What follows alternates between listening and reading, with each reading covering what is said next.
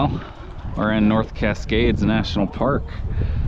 This is the famous Diablo Lake. And we're at the Diablo Lake overlook where there's quite a bit of cars and the weather's miserable, although it's not raining too hard right now. It's just spitting, but I'm gonna go attempt to do a hike and hopefully not get hypothermia. Well, it's 45 degrees somehow in the high, what's supposed to be the warmest part of summer. We are gonna attempt to do about an 8-mile loop. Rainy Lake and Maple Pass combine, and they hit Heather Pass. I don't know why it's called Heather Pass on the map when the trail's Maple Pass. But if it were sunny, I would keep going up to a much higher peak and it would be like a 15-mile hike. But I'm also taking about a half-mile spur down here before I do the loop to see Rainy Lake. So we're gonna go see Rainy Lake first. We're gonna come back half a mile. Then we're gonna do this like 8-mile loop.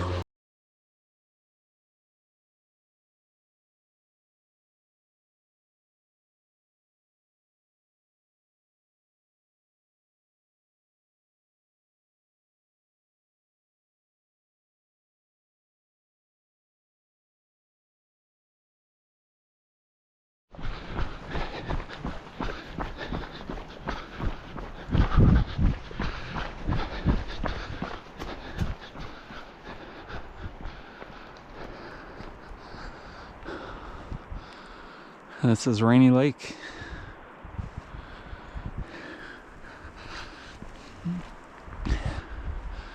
Cool little waterfall, a couple waterfalls coming down with all the rain, but pretty serene. And in the trees, the rain's not too bad. So, but I think once I get above, I'm probably gonna get soaked. So we're gonna take a picture. We got half a mile back to the junction that goes up. That we're gonna take to do the loop. So this was about a mile here, but half a mile back before I start cutting up. So we've popped up a good, oh, I thought we were gonna cross this. No, we've popped up a good, I would say 600-700 feet maybe from the low trail, and just heading up in the woods. It's not too bad. It's, you know, maybe 700 feet a mile or something. So pretty nicely hikeable. It's wet and muddy, as you might imagine, but it's not that bad. We're probably over halfway up to the pass. So the pass from the low point down there from the trail was 3 miles up, and I think it's like 2,200 feet maybe, or 2,300 feet. It's somewhere between 2,000 and 2,500, I'm fairly sure. So that's right in with that 700 feet a mile. So yeah, just headed up. At some point we'll see the slope we need to go up with the switchbacks to get up to the pass, but we're not at that point yet. But I think we are over halfway up at this point. So weather's great. I'm like all wet, but you can't tell because it's like a very light mist and rain, so I don't feel too cold either.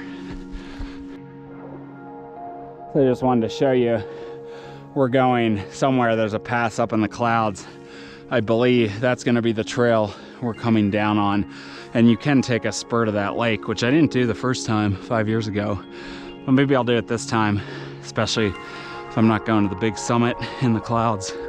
So headed up, getting views of this lake, just sort of heading up this spine, but it's pretty cool, pretty nice views. Well, this is the Pacific Northwest for you. I'm up in the mist, in the haze, and I just checked the map. I'm not too far. I got like less than a half mile up to the high point.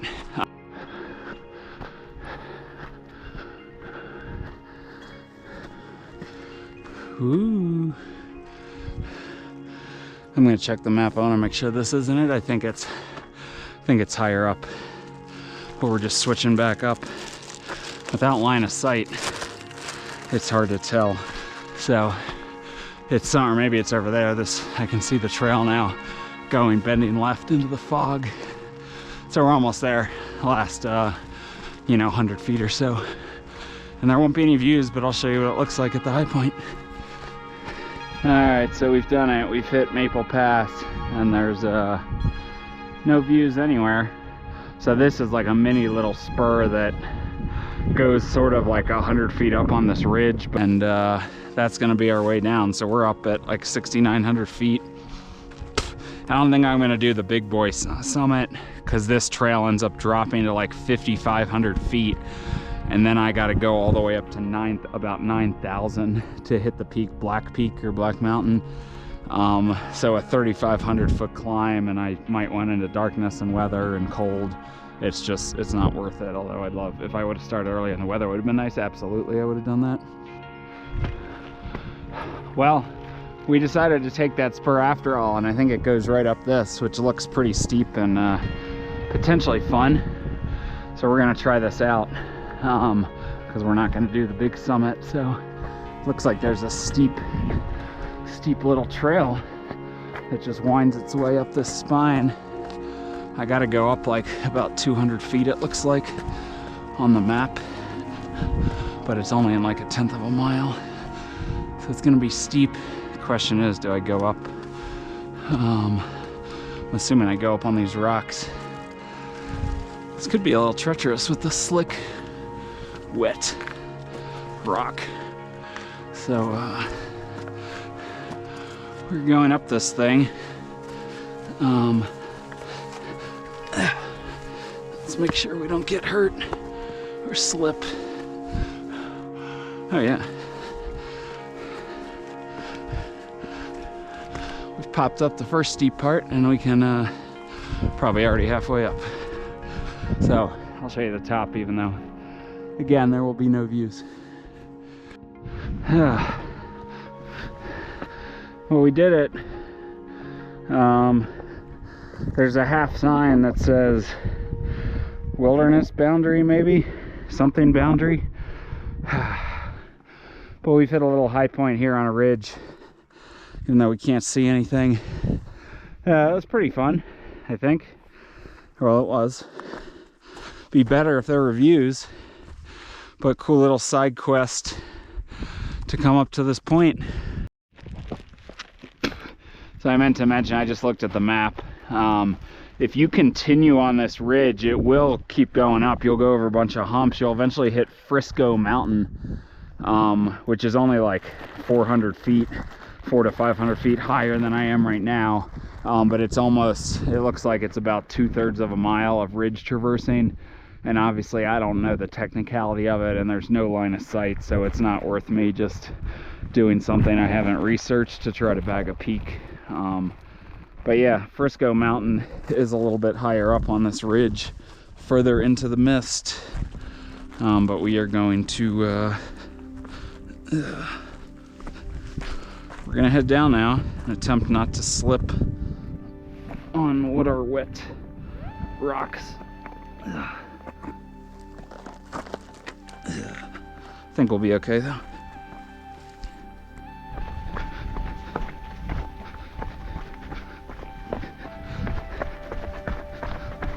We're just descending here. Oh, that's a nice picture. There's that lake that we're gonna go. You can see the trail wrapping down, and then once we drop down, we could go to it. We just passed Heather Pass, where we would have, if we wanted to go to that peak, we would have then dropped down, you know, 500 or 600 feet and then climbed up 3,500 feet to get to that peak, Black Mountain. But that island's pretty cool. And so we get views of this lake the whole way down. Now we're dropping to the elevation of the lake, and then you can take a spur, which I think I'll do because I got some time. I'll go down to the shore of that lake because I did not do that before. So it's actually clearing up slightly. It definitely hasn't rained in a while, and you can see you're starting to see some patches of sky. No sun or blue sky yet, but I think we're getting to that point where it might poke through by the end. All right, so we've hit the junction. We are going to check out Lake Ann, it's called. And according to this, my map, it is 6/10 of a mile each way. Well, there's all sorts of used trails all over the place, but I think we've made it to Lake Ann. This is Lake Ann. So I actually got all wet because all the brush going through there, it was all moisture, so that was the worst part. There it is. We were up in the clouds somewhere up there. Very peaceful. It's a little chilly out here. My hands are getting a little cold, so I got probably a mile and a half, well, 6/10 of a mile back, and then probably at least a mile, I would say. After that, back to the car, that'd be my guess. So we've been going over 2 hours now. But yeah, Lake Ann.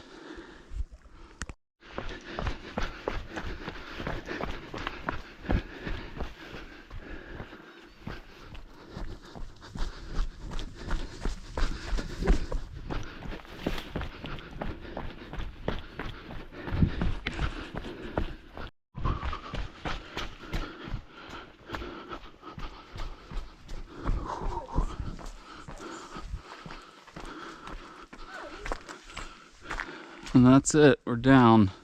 So it's about 10 miles with, I don't know, probably 2,700 feet of gain. I'll put it on the screen though. So saw 2 lakes and got a bunch of fog.